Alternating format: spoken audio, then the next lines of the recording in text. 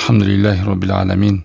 Wassalatu wassalamu ala nabina Muhammad wa ala alihi wa ashabihi ajma'in. Allahumma faqihna fid din. Rabbi shrah li sadri wa yassir li amri wa hlul uqdatan min lisani yafqahu qawli.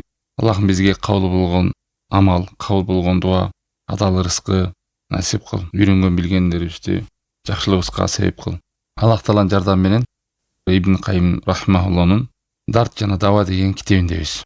Коомунда адам өз көзү менен көрүп, алар менен бирге жашап адамдар менен замандагы жүргөн адамдардагы терс көрүнүштөр, туура эмес амалдар, күнөө амалдарды көзү менен көрүп, билип кайтарбагандардын жазасы. Ошондой коомдо дарт терс көрүнүштөр. Мына ошондо ар бир адамдын өзүнүн салымы бар, өзүнүн үлүшү бар. Бирөө кол менен тыя алат, власты бар, колунда бийлиги бар адамдар. Ар бири бүлөдөгү ата-эне, кол менен тыя албагандардын тили бар. Тили менен ошону айтып, эскертип, тили менен тыя албаса жок дегенде жүрөгү менен. Такыр жүрөгү менен дагы жаман көрө албаса, анда ал адамда жүрөгүндө кыпындай да иман жок. Имандын кетип калганынан кабар берет. Эч ага айырма жок болуп калса. Ушунун акыбети ушундай: эгер адамдар бири-бирине жакшылыкка чакырып, жакшылыкты бөлүшүп, бири-бирине кайрымдуу болуп, терс көрүнүштөрдү кош көңүл кылып, кайдеңер болуп өтүп кетпестен, ошого көңүл буруп, эскертип, жакшылыкка чакырып, жамандыктан кайтаруунун артында көп жакшылыктар бар. Аллах Тааламдын берекеси жайт, коомдо тынчтык орнойт, өнүгүү болот. Ал эми ушуну карама каршысы болсо, Алла Таалам ал коомдон берекени алып коет, көптөгөн жакшылыктар качат. Керек болсо, асмандан, жерден балелер түшөт. Буга чейинки коомдордо мына ушундай нерселер кайталанып келген. Мына ушул пайгамбарлар чыккан жер. Канча деген ошол жерде илимдүү адамдар болгон. Бани Исраил коомдо. Ошол жерде адамдар акыры барып, бири-бирине жакшылыкка чакырбай, жамандыктан кайтарбай калганда, отко сыйынган Бухту-Нассор деген башчы келип аларды башкарып, отко сыйындыртып, аларды кордоп, ырайым менен эмес, зөөкүр башчы болгон. Мына ошону башка пайгамбарлар ошол доордо эскерткен. Эмне деди? Аларга ошондой үстөмдүк кылып зөөкүр адамды Алла Таалам даярдап койду. Ырайым кылбаган, мээрим төкпөгөн. Себеби бул Алла Таалам жазып койгон мыйзам. Алла Тааламга баш ийүүнү каалабады эле, моюн сунууну каалабады эле.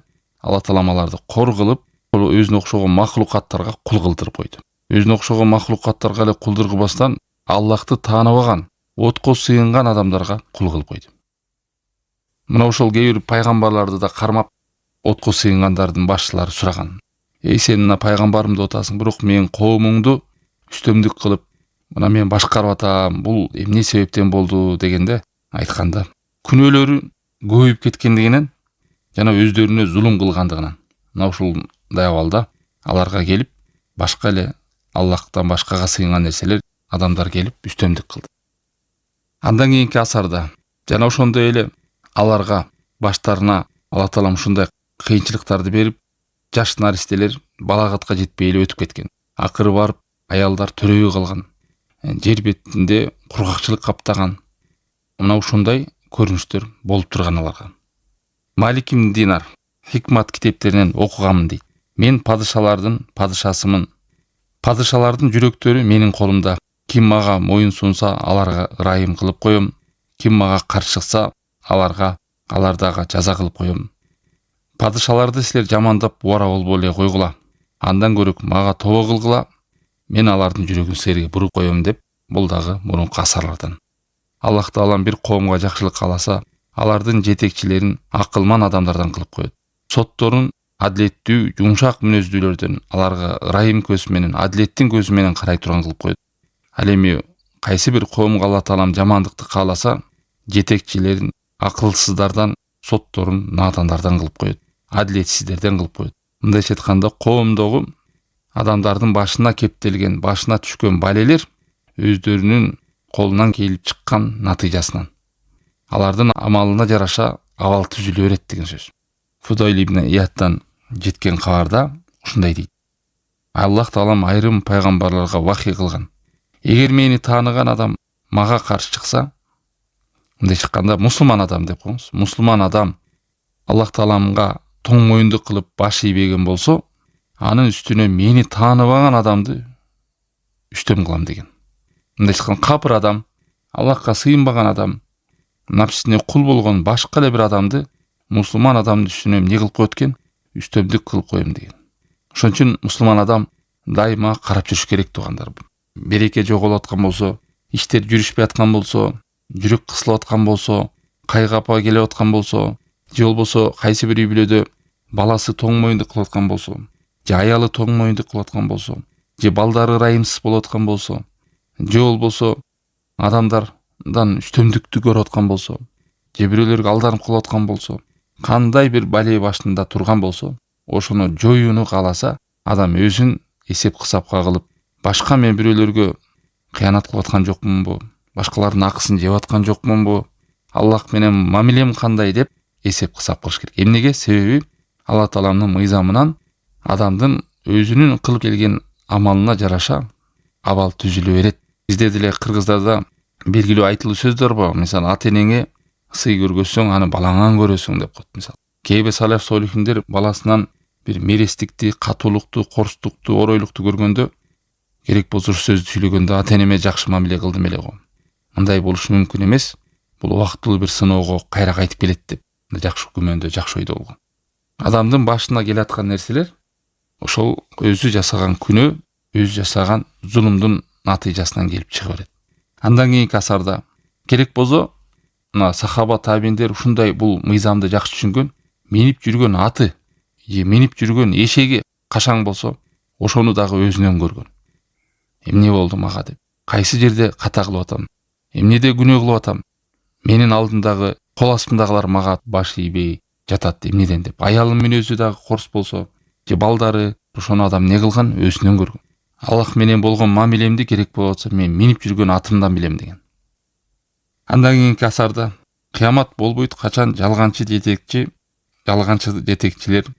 эл башчы болуп калмайынча, бузуку вазирлер, саткын жардамчылар, зулум башкарган адамдар, сыртынан алар такыба көрүнүшөт, жана ошондой элге тили менен бар, жүрөгүндө иман кирбегендер.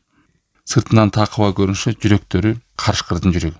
Мына ушундай адамдар келмейинче кыямат кайым болбойт деген. Аллахка исламдын туткулары бирден-бирден үзүлүп кете берет деген.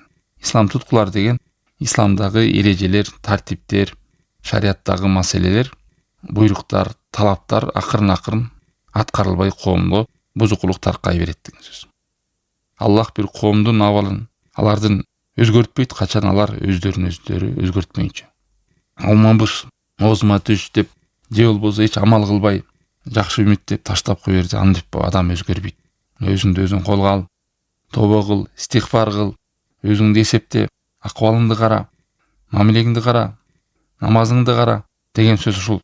Ошондо адам өзүн өзгөрткөндө анан абалы өзгөрөт. Андан кийинки асарда Аллах силер жакшылыкка буйруп, жамандыктан кайтарбасаңар, Аллах силерге эң жамандарыңарды үстөм кылат деген. Анан жакшыңар дуа кылат, бирок кабыл болбойт деген. Не дейт? Ошол коомдо адамдар кайдыгер карап, кош көңүл караса, жакшылыкка чакырбаса, жамандыктан кайтарбаса, Аллах Таалам коомуңардагы эң жаманыңарды силерге үстөмдүк кылдырып коет. Мына ошолорду башчы кылып коет. Мына ал кезде жакшы адамыңар керек болсо дуа кылса дагы, дуалар кабыл болбойт дейт. Мындайча айтканда, жакшылыкка чакырбоо, жамандыктан кайтырбоо деген исламдагы улуу нерсени адамдар таштап салса, мына ушундайга кептелип калат деген сөз. Эгерде адамдар абалдары жакшылыкта болсо, оңолууда болсо, тободо, иманда болсо, Аллах Таалам аларга жакшы башчыларды жөнөтөт. Жакшы башчыларды, имандуу, жумшак, кайрымдуу башчыларды бекитет баштарына. Эгер адамдар тобо кылбай күнөөнүн үстүндө жүрө бере турган болсо, аларга кайрымсыз, катуу башчыларды коюп коет деген. Силер кандай болсоңор, так ошондой башчылар келет. Эч убакта адамдар чынчыл жакшылыкта болуп, аларга жаман башчы келип калбайт. Эч убакта адамдар зөөкүр болуп, зулумдукта жүрүп, аларга жакшы башчы келип калбайт. Же адамдар зөөкүр болуп, алдамчы, кыянатчы болуп, аларга аманатчы, чынчыл падыша келип калбайт. Бул эреже. Аллах Таалам Ан'ам сүрөсүнүн 29-аятында айтат: "Вакадалика нуалли ба'да залимина ба'да бима кану яксибун." Биз ошондой эле залымдардын артынан залымдарды коюп коебуз дейт. Залымдардын артынан залымдарды коюп коебуз дейт. Жетекчи кылып, эр шаркак кылып артынан, үстөмдүк кылдырып. Эмнеге? Алардын өздөрүнүн кылган күнөөсү аркылуу, алардын өз колу менен кылган амал аркылуу.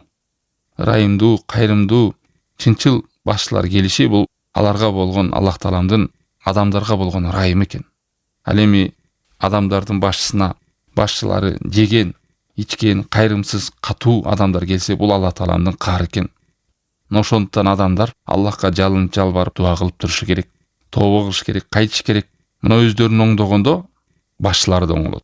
Билесиздер, Ирак тарапта падыша чыккан убагында Хаджаж ибн Юсуф ас-Сакафи деген. Ал ушундай зөөкүр болгон, адамдардын канын суудай төгүп, бир адам каяш айтса башын топтой кылып кылыч менен чапкан. Керек болсо анын колунан айрым сахабаны көргөн аалым табииндер жан берген. Ошолоруна чейин өлтүрүп салган. Ошондо адамдар топтолуп, айрымдары Хасан аль-Басриге чейин келген. Ошо замандын эң аалымдарын. О аалым, айтчы, могу Хаджаж ибн Юсуф деген зөөкүр падышаны кантип кетиребиз дегенге чейин барышкан. Күн бербеди бизге, жашоо калтырбады. Ушундай ташбоор катуу падыша болгон. Туура эмес сүйлөгөн адамдар жанында башы чабылып кеткен. Ошондо Хасан аль-Басри эмне деген? Силер бул Хаджаж ибн Юсуф ас-Сакафиди алганыңар менен буга окшогон зөөкүр падышалар дагы турат. Муну алып коюу менен жоюлбайт деген. Силер муу менен күрөшпөй, өзүңөрдүн күнөөңөр менен күрөшпөйсүңөр деген. Бул падышаны алам деп өзүңөрдөгү терс күнөө иштерди алгыла. Ошондо Алла Таалам силерге жакшы башчыны кайра даярдайт. Тарыхта канча болгон ошо падышаны алмаштырабыз, бул мындайды адамдар күнөөнү өздөрү мойнуна алышпай, бүт балени, күнөөнүн баарын падышага жүктөй отуруп, билбейт ал падыша Алла Тааламдын каары экен. Бул мыйзам. Эл оңолсо башчылар да оңолот. Эл бузук болсо башчылар да бузулат. Элдин жана айтып коет го бизде кыргызда, пейлиңе жараша деп. Пейлиңен тап деп. Адамдардын акыбалына жараша ошондой башчылар бекитилип келе берет. Бул мыйзам. Алла Таалам ушуну койгон. Эгер Алла Таалам бир коомду жазалайын деп аткан болсо, жаза берейин деп аткан болсо, алардын милит аманатын, акчаларын, иштерин бардыгын акылсыз адамдарга жүктөп коет. Бүт алардын аманаттары, акчалары жанагындай жетим жесирлерге, муктаждарга жетпейт. Рибага, процентке, аны арам окатка колдонуп калат. Мындайча айтканда адамдардын аманаттары жоголот. Ушунун бардыгы адамдар Аллахка кайтабы, үмүттү башчылардан эмес Аллахтан суранабы деп адамдар өздөрүнүн абалын бир карап көрөбү, оңолобу деген жагдайды Алла Таалам түзүп берет экен. Эгерде Алла Таалам кайсы бир коомго жакшылыкты, берекени каалай турган болсо, анда алардын акчаларын, аманаттарын кайрымдуу, жумшак адамдар, аманаты бар адамдардын колуна тапшырат дейт. Алар муктаждарга жардам берет, элдин акыбалына карайт. Мына ошондой абал түзүлөт дейт. Мындайча айтканда, падышаларды Аллах Таалам жаза катары адамдарга күнөөлөрүнө жараша башчыларды беките берет деген. Эгер адамдар зекетти чыгарбай калса, үстөк кредит менен алек болуп калса, адамдардын акчасын алдап жей турган болсо, мына ошондой каар, ачкачылык же болбосо ар кандай кыйынчылыктар менен Алла Таалам сынайт. Зөөкүр падышалар менен, же суунун азайышы менен, же болбосо жамгырлардын жаабай коюшу, эгиндердин азайышы, берекенин качышы, ушунун бардыгы эскертүү. Мына ушундай замандар буга чейинки тарыхта көп кайталанып келген. Бардыгы эмне үчүн экен? Адамдарды эскертүү үчүн. Мына бул асарлардын бардыгын карап окуса, жыйынтыктап кыскачалап айтканда, ар бир күнөөнүн артында азабы бар дейт. Ал эми күнөөнүн топтолушу натыйжасы күнөө кылууду акыры бар капырчылыкка, анан пасыктыкка деп коет. Адам өтө төмөн ылдый түшүп кетүүгө алып барат. Мына ушунун артынан адамдар жазалар тартат. Айрымдар бул дүйнөдөн эле берет. Алла Таалам эскертип, айрымдар акыретке калат. Мына ошондой күнөө иштерди, терс иштерди адамдар көрүп туруп кайтарбаса, алардын дуалары кабыл болбойт. Аларга береке орнобойт, жакшылыкта жүрбөйт дейт. Мына коомдо туугандар ар ким үстү мүмкүнчүлүгүңүз бар. Ата-эне өзүнүн балдарына, кимге сиздин бийлигиңиз, колуңуз жетет, туугандарыңызга колдон келсе бир терс ишти көргөндөн аны көрмөксөн болуп өтүп кетпеш керек. Укса да укмасам болуп өтүп кетпеш керек. Акыбалды карап, абалды карап ошол адамга акырын аз болсо да жумшак жол менен жеткиргенге аракет кылыңыз. Намаз окуган адам туугандарда намаз окуп коюп, намаз окубаганы намаз окубай коюп, жылдап 10 жылдап жүрөрү. Жылдап же айтып койбойт тууганым, кел, могу туура эмес, бул урдагандан да, бул зына кылгандан да күнөөсү чоң намазды таштоо деген эскертүүлөр жок. Мына ушуну түшүнүп, жакшылыкка чакыруу деген калып калат адамда. Кээде Адам намаз окуса да, орозо тутса да, өзү жакшылыкта жүрсө дагы ал адамдын башына бале түшүшү мүмкүн. Эмнеге? Ошол туугандарынан же адамдардан именип, үркүп, коркуп, мен айтып койсом жаман көрөт, анан тынч эле отурайынчы, буларга айтсаң дагы тарынат деп адамдардын көңүлүн карап, жылдап, айлап өтүп кетет, жакшылыкка чакырбайт, жамандыктан тыйбайт. Керек болсо ошол жанында жүргөн адамдар билбейт бул адам эмнеден ыраазы, эмнеден нааразы. Бул эмне жолду жакшы көрөт, кайсы жол жаман көрөт. Ошол жакшылыкка чакырып, жамандыктан кайтарбагандыгынан сезе албайт. Эч кандай реакциясын да билбейт. Бул бале ушундай абалда. Жана намаз окуп жүргөн, орозо тутуп жакшылыкта жүргөн болсо да анын башына да бале түшөт. Ошол жакшылыкка чакырып, жамандыктан кайтарбагандыгынан. Ошону кайтарууда адамдардан корккондугунан. Ошолордун сөзүнөн, заарынан, мүнөзүнөн корккондор бар. Жамандыктан кайтаруу мүмкүнчүлүккө жараша берген Алла Таала бизге. Айткан жок мына. Колуң менен тыйгыла барыңар деген жок. Колу менен тыя тургандар бар, эл башчылар, колунда власти барлар. Тили менен тыя тургандар бар. Тилиң менен да тыя албасаң жок дегенде, жүрөгүң менен ошону четке как. Жүрөгүң менен ошол нерсени жаман көр. Жүрөгүң менен ошол нерсени кайтар. Жек көр ошол амалды. Ошодон алыс бол өзүң жок дегенде. Сенин алыс болуп отурбаганыңды көрүп, алар таасир алсын. Бул адам ушундай турбайбы? Арак ичкен жерде отурбайт экен. Аял эркек аралашкан жерде ушундай туура эмес иштер болсо келбейт экен бул. Значит, бул туура эмес экен деп адам не кылат? Реакция алат. Таасир алат. Кимде бийлиги болбосо, жок дегенде тили менен эскертиш керек. Илими болсо, илими да болбосо анда жүрөгү менен жаман көрөт. Тили менен насаат кылып, осаят кылып, баяндап ошол нерсени түшүндүрүш керек. Эгерде ушундай мүмкүнчүлүгү, тили менен айтуу мүмкүнчүлүгү болсо, ошол адамдын көңүлүнө карап, эртең мен менен учурашпай калат, анан мени чакырбай калат, анан мени урушуп салат, анан тарым калат, же мени бөлүп салат, же болбосо ушундай деген бир адамдардын көңүлүнө карай турган жагын карап коюп жүрө берсе, ал бале ал адамдын башына да түшөт. Эгер тили менен да биле албайм, айта албайм, түшүнбөйм, өзүм да кыла албайм десе, жок дегенде жүрөгүң менен кайтар. Жүрөгүң менен ыраазы болбо ошол амалга. Мындай айтканда, жүрөгүң менен кайтаруу деген ар бир адамдын колунан келет. Кимдин жүрөгүндө кыпындай иман болсо, ошол жакшылыкты көрүп сүйүнүп, кубана алат. Жамандыкты көрүп жүрөгү менен кайгыра алат. Ошону тыя алат жүрөгү менен. Жүрөгүң менен жек көрүп коюу, жүрөгүң менен жаман көрүп коюу ар бир адамдын колунан келе алат. Мына ушул боюнча канча деген асарлар келген. Аябай көп. Мурунку коомдогу келген окуялар. Ошонун акыбети кандай абалга түштү. Пайгамбар алейхиссалату вассаламдын хадистери да көп. Мына күндөрдүн биринде ушинтип минбарга чыгып, Аллахка мактоо сан айтып, эй адамдар, Аллах Таалам силерге буйрук кылат, жакшылыкка чакыргыла, жамандыктан кайтаргыла, ушул күн келип калганга чейин. Эгерде жакшылыкка чакырып, жамандыктан кайтарбасаңар, силер дуа кыласыңар, дуаңар жооп берилбейт дейт. Жардам сурайсыңар, силерге жардам берилбейт дейт. Сурайсыңар, силерге сурооңор берилбейт. Имам Ахмадтыкына келген. Мындай айтканда, коомду эмнеге чакырып атат? Көзүң менен көргөн терс ишти, жаман ишти көрүп өтүп кетпе. Жакшылыкка чакырууда насибиң болсун, салымың болсун. Жамандык нерсени көрсөң тый. Ар бир адамдын өзүнүн мүмкүнчүлүгүнө жараша. Дагы бир асарда айтат, өзүңдү таштап салгандыгың, кайдыгейлигиңден жана Аллах Таалам сени да таштап койгон бир белгилери бар деген. Аллахтын каары келе турган, ачуусу келе турган нерселерди көрүп туруп, ошону көрмөксөң болуп өтүп кетесиң дейт. Бул неден кабар берет экен? Сен кайдыгер экенсиң. Аллах Таалам сенин назарын көтөрүп койгондугунан, жүрөгүңдө ошондой кыпындай да жакшылыкка кубанып, жамандыкта капа болуу деген нерсе жок экен. Ошону көрүп туруп өтүп кетесиң. Чакырбайсың, тыйбайсың.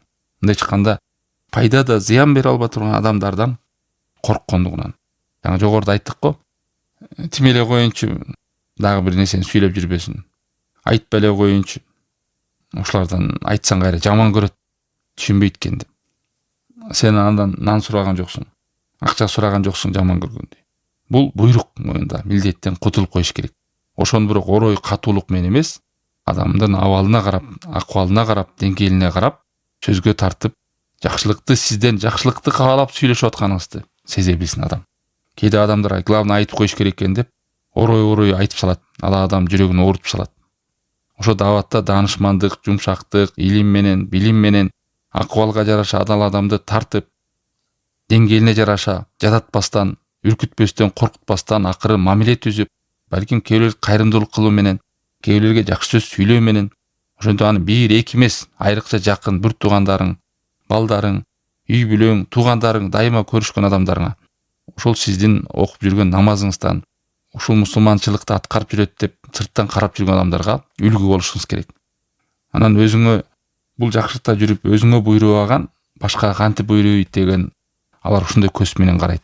Кана ушул адамды көрөйүнчү, ушунтан бери намаз окуп жүрөт, өзү өзгөрдүбү, ушул кылып аткан иман жолундагы жол менен өзүнө буйруп атабы деп алар сырттан карап турат кээ. Мына ошондой аларга дагы адам үлгү болуш керек. Адамдардан корккондугунан жакшылыкка чакырбай жамандыктан тыйбаса, ал адамдан мындай ибадатка ийилип, ибадатка тартылып ибадат кылуу деген нерсени журунуп чыгып кетет деген. Мындай айтканда айбаты калбайт ал адамда. Береке болбойт ал адамда деген. Ал адам башкаларга бир буйрук берсе, же баласына буйрук берет, же кол астындагылар буйрук берсе, буйругунда бир сөзүндө салмагы жок, кебетесинде айбаты жок, сөзүндө таасири жок болуп калат. Алла сактасын. Ошол себеп эмнеден деди? Жакшылыкка чакырбай жамандыктан кайтарбагандыгында. Имам Ахмад Муснадында келген Кайс ибн Аби Хазимден Коля Абу Бакр Сиддик, Абу Бакр Сиддик улуу сахаба. Мына ушундай деп сахабаларга кайрылып айткан. Эй адамдар, силер ушул аятты окуп жүрөсүңөр. Бирок бул аятты окуп силер башкача түшүнүп алгансыңар. Башкача жагдайга коюп жүрөсүңөр. Ал аят Маида сүрөсү 105 аят. Я юхалладина аману алейкум анфусакум. Эй иман келтирген адамдар, силер өзүңөрдү карагыла, өз жаныңарды карагыла. Ла ядуррукум ман долла иза ихтадайтум. Силерге зыян бербейт ким жолдон адашып кеткен болсо. Эгер силер хидаятта жүргөн болсоңор, жаныңарда чөйрөңөрдө адашып кеткендердин адашуусу силерге зыян бербейт деген. Мына ушул аятты окуп силер башкача түшүнүп жүрөсүңөр деп айтты дейт Абу Бакр радыйаллаху анху. Ал эми мен болсо Аллахтын элчисинен саллаллаху алейхи вассаламдан ушул кабарды уктум эле. Ал хадисте кабарда мындай деп айтат. Иннан наса ида рау залима фалам яхуду аля ядей. Эгерде адамдар бир зулумдукту көрүп, бир зулум кылган нерсени көрүп, ошону көрүп туруп аны кайтарбаса, аны колунан албаса, ошол терс ишти кайтарбаса, өзгөртпөсө, тыйбаса, анда Алла Таалам ал жерге өзүнүн азабын жөнөтүп коюуну жакындатат дейт. Же балени жөнөтүп коюуну бирге. Ошол коомдо бир мункар, терс, жаман ишти көрүп туруп көрмөксөн болгондор, көрүп туруп тыйбагандар, көрүп туруп өзгөртпөгөн, кайтарбагандар. Мен ушул хадисти уктум эле деген. Себеби дегенде кээ бир адамдар ушул жакшылыкка чакырбай коюуну, жамандыктан тыйбай коюуну ушул аятты түшүнүп алган да, боло берет деп. Не деген? Себеби бул аятта иман келтиргендер, силер өзүңөрдү карагыла. Өзүңөрдү карагыла. Ким адашып кеткен болсо, алардын адашуу силерге зыян бербейт деген аятты окуп алып, мен тек кана өзүмдү карашым керек деп айтышат дейт. Адамдар менен мен башым оорубайт. Мен жакшылыкка чакырбасам деле, жамандыктан кайтарбасам деле, мага зыяны тийбейт. Эң негизи мен өзүмдүн абалымды оңдошум керек деген түшүнүктө жүрүшөт дейт.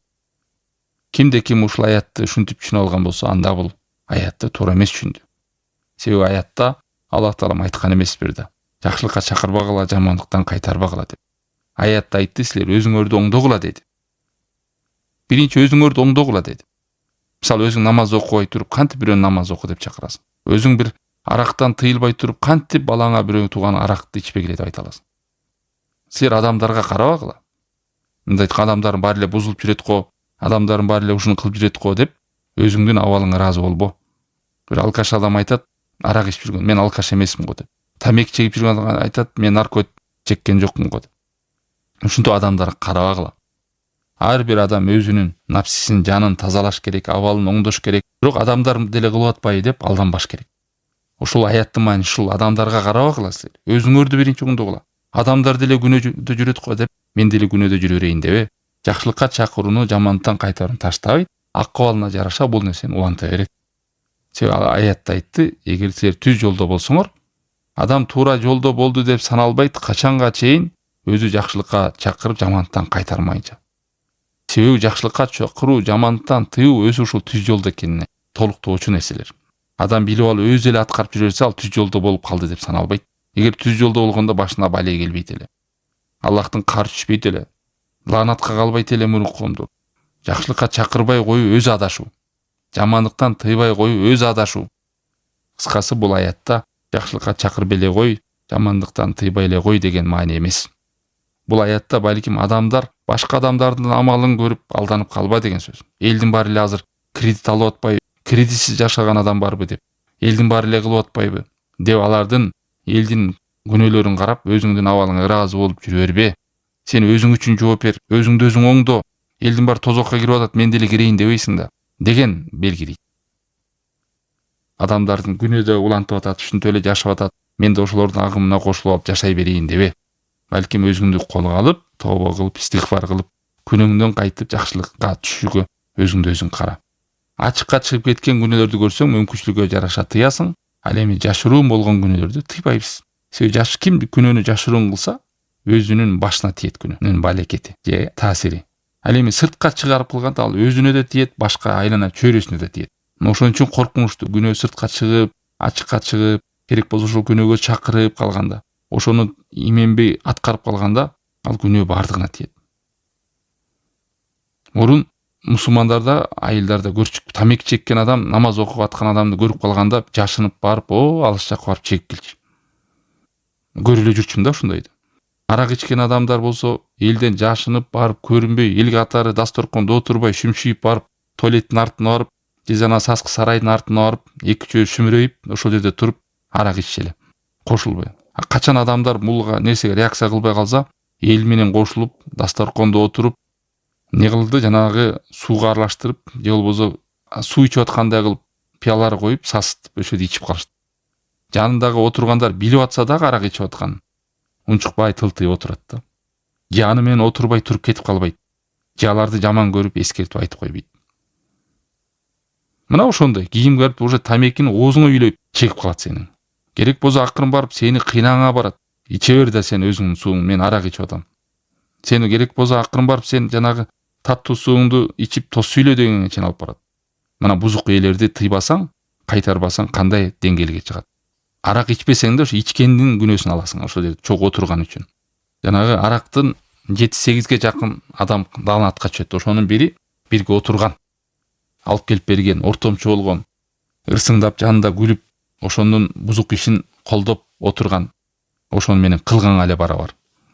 Ошон үчүн бул бузук ишти кайтарууда адам жеңил карабаш керек. Мен кылган жокмун, бул кылып атат да деп. Мен ичкен жокмун, бул ичип атат да деп, ошол сасык жерге отуруп, Аллахтын каарына калып, каргышына калып, мына ошондой абалда болгон мурунку коомдор. Кече тыйган адам эртесин караса тос сүйлөп чогуу отурган болгон. Кийин караса аны да кыйнап аракка тартып кеткен абалдар канча болгон. Ошон үчүн кээ бир күнөөлөр шериктеш болгула же күнөөнү кылгыла дебейт, күнөөдөн оолак болгула дейт. Мындайча айтканда, ошол күнөөнү алып баруучу кадамдардан оолак бол деген сөз. Ошол күнөөгө алып баруучу себептерден оолак бол деген. Ошонун бири жок дегенде колуң менен тыя албасаң, таасир бере албасаң, сүйлөй албасаң отурба бирге. Бирге болбо ал жерге. Билсин ушул адам сени ушул амалды жек көрө турганын. Кайсыл ишти арам деп билсең, ошону колдоп отурба. Болбо караныңды көргөзбө. Караның менен ошол жерди көбөйтпө анан. Элдин баары кылып атат го деп. Себеби адамдын табияты ушундай. Бир намаз окуп жүргөн, ибадатта жүргөн адам бузуклук иштеп отурган болсо, алар эмне деп ойлойт? Бул боло берет экен деп ойлойт. Мына отурбай берди деп, молдо деле келбей, отурбай деп. Биз айылдарда ушуну тыйып жүргөндө кээбилер жана 52, 40 аш ысырапчылык тыйганда эмне деп айтчу эле карапайым. Дайым эле бизде айылда молдо отурат го бисмилла. Жүрөт го бисмилла кошо. Сен кимсиң өзү деп сүйлөйт. Жаманбы, жакшыбы алар карапайым адамдар. Алар ушинтип практикалык жактардан үлгү алат. Аяттан, хадистен далилди айтып атсаң да, анда бул молдолор эмне кече эле жүрбөдү эле тамак жеп, эт жеп биз менен. Дагы бирөөнү тыйсаң, менде деле айылда бирөө жакшы эле намаз окуп жүрөт, биз менен арак ичип чогуу эле жүрөт го. Ал ичпейт, бирок биз ичебиз. Ал карасынан ичет, биз агынан ичебиз деп коет. Пепси ичип же кола ичип тос сүйлөйт экен. Булар болсо аракты ичип тос сүйлөйт экен. Бул отурат экен ошол жерде. Тойлордо жана музыкалар даңылдап, жолукчан кыздар көрүп атабызмы? Бийлеп жүрүшөт ошол жерде. Эркектер менен аралашып. Аны көргөндөр эмне дейт эми? Ал түшүнбөй эле жолук салынып алган бир келин кыздар окшойт да анда.